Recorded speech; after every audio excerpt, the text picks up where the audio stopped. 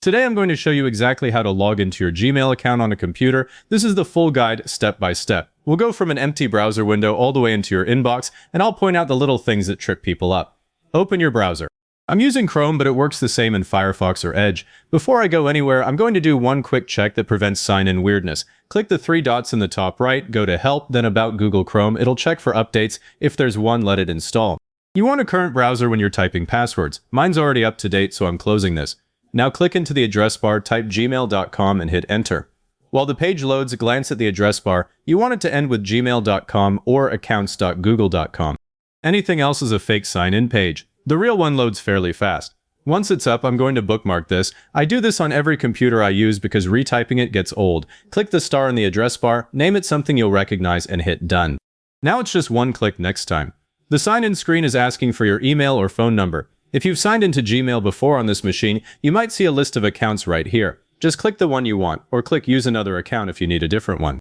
I'm starting fresh, so I'm just going to type my full email address. And be careful here, missing a dot or a letter gets you an account not found error. I've done it more times than I'd like. Once it's typed, click Next. Now the password field appears.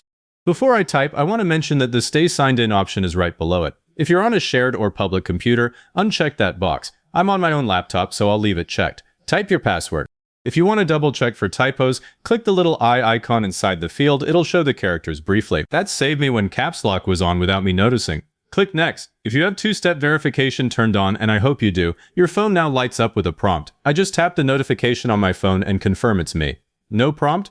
The same screen gives you an option to enter a code from your Authenticator app or a backup code. Once you approve it, the page finishes loading and your inbox opens.